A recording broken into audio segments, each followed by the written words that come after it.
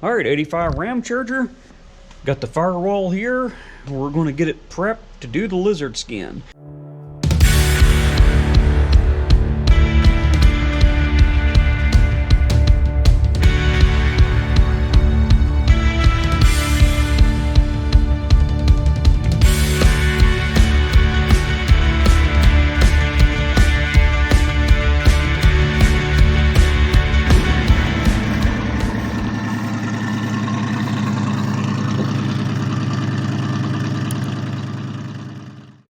So what I've done already in a previous video is I've cleaned all this off, I disassembled everything, and I put the Rust-Oleum rust reformer on here, and I have seam sealer on, which right now the seam sealer is drying. So while it's drying, I'm going to go ahead and get all these areas taped off that well, I mean, it's a big hole. I don't need to spray Lizardskin through there, right? So I'm going to go ahead and get this taped off, and I don't want it all over my holes or filling holes up or anything. And this is where the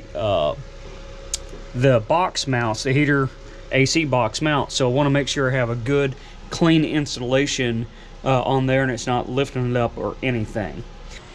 So as you can see, all of our little holes have been covered, just a little splotch of tape on there, something that you can peel back off so you're not filling up a hole where a bracket's going to go, right?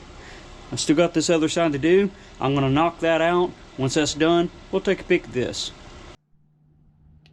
All right, got that done. Even have a little edge up here on the windshield so I can get up there nice right against that edge there.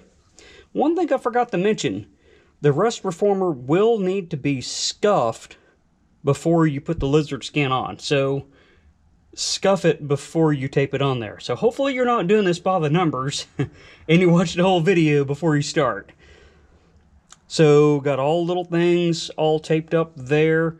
Looking pretty good. Now I will need to put some primer on this before I do the Lizardskin. So let's look at the primer I'm going to be using for this application. Okay, I'm going to be using the Autobahn Slick Seal. This is a primer and sealer. So I want to do a video on primers, sealers, different kinds of primers, but this is what I'm going to be using here because this will, all those areas, if you might have noticed, I didn't hit everything that I scuffed down really good with a rust reformer, but I did hit all the areas with rust. So this right here will actually completely seal and seal that up. So there's a good thin coating. Well, we can't read that. Where'd it go? Okay, here we go. So we're going to be, get the angle right. I'll just read it then. This is a ready to spray. It's a little bit thinner, so you got to turn your gun down a little bit. It is 30 minutes dry to top coat. If I use one of my other primers I have, it's going to take longer than 30 minutes. This effectively, on its primer phase, is like paint glue. That's the only way I know how to describe what it does. Once the 24-hour window closes between 30 minutes and 24 hours, this completely seals and it can be used on the outside. But that's going to be a whole nother topic right there. I'm going to be using this so I know I'll get a good bond between the rust reformer and the Lizardskin.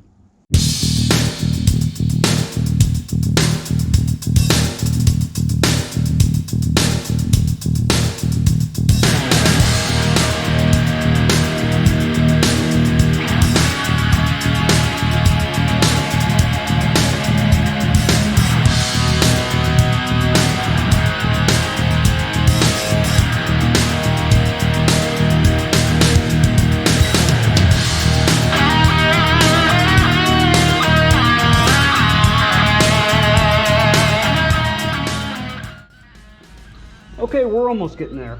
This is the gun I'm going to be using right here. Is just the texture undercoating gun. So this is just a real basic setup right here. It does not come with the little valve on here. That's something that I bought that I use on my other paint gun like what you saw earlier. And it just, I mean, that's it. Super simple. So check that out, looks pretty clean. Where I got this from was Amazon from TCP Global, their website, or their Amazon, tongue-tied now, their Amazon store, right? So this is what I'm going to be using here. Let's get that out of the way. Now what we're really here to look at is the Lizardskin itself. We're finally getting there. Finally getting there. So here we are. Yes, I am going to be using Lizardskin. We just got to do the prep work first. So what I'll need to do is get this stirred up. I have my little stirrer right here, the little rubber, plastic, whatever one. Going to hook it onto the drill, get it down in there, get that stirred up real good. I'm going to be using a little scooper right here to scoop it out and get it into the paint gun. And I have my bucket of, no, not lacquer thinner, water. This cleans up with water. That's one of the things I like about that. Looks like I need to get a rag prepared for anything that kind of drips out or anything. But that's it, water cleanup. So, a couple things. This needs to be sprayed. With a gun like this, they recommend 50 to 70 PSI. I have my gun set up at 65 PSI. When I got the trigger pulled down, I'm running 65 PSI through it. If I need to tone it down, I can go to the compressor, or this valve will cut some of the airflow as well, right? And I got my little test piece back up behind there, so I'll shoot it on there right quick to see where we're at, see if I need to do any adjustments, and go from there. All right, well, the next thing is to get this stuff stirred up.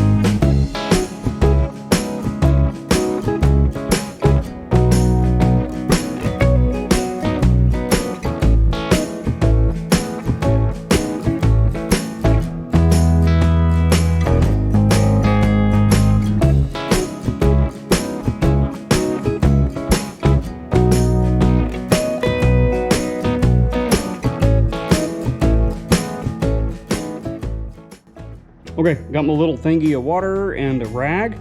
Here's a trick. Since I'm using a smaller compressor and I have to do this in a lot of stages and breaks, I have my bigger brush right here for my paint kit, and I just dip it in here, my water, which looks like it's about time to change it, and just go in and punch that bore in between sessions on here. That way my air compressor can recoup and this stuff isn't drying up inside the gun. All right, this gun will get the job done, but it's not as good as the Lizardskin gun. And I can say that because whenever I did my '89 Mustang a few years ago, I went down to the local paint supply store. They had one that I could rent from them, and that's why I know that that gun doesn't do as good. See, they say it's supposed to be kind of like a softball size kind of pattern. This really doesn't have a pattern to it. As you can see when I'm spraying it, just kind of slobbers it out there everywhere, right? But it will get the job done if you don't want to get the Lizardskin gun. But like I said, the Lizardskin gun will shoot better, and I think will make the overall process a little better. I'm using my 8-gallon air compressor over here, a little Husky air compressor, and I'm working it out today, right? So it's get my money's worth out of that bugger.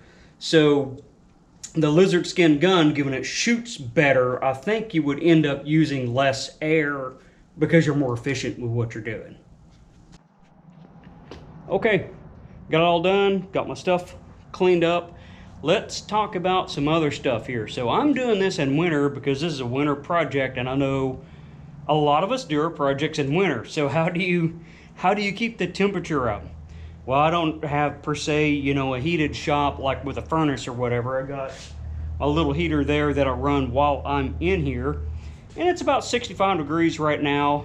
And It's about 60 outside, but the sun's about to go down and we're going to get down into the low 30s, right? So I'm not going to run that all night. So here's going to be my setup to keep it good and warm inside there. Got one of the little milk house heaters there. That's running to my I always forget the name of that thing. I don't know why I keep forgetting the name of it. My extension cord there with the 4 plugs on it and another safety switch on that. I have this about almost 70 degrees in here. That's where I'm going to try to set it. Keep it between 60 and 70 with that running overnight. I feel pretty safe with that. Light back there to kind of help on this side too. But yeah, that's what's left. And like I said, I just, made sure to take a picture so I can find all the buried ones that, don't go to the outside of the firewall, like right up in here. All right, got that done.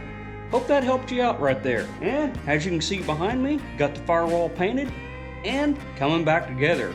That's for another video. So I appreciate you watching. I'll see you next time on Working Tool Garage.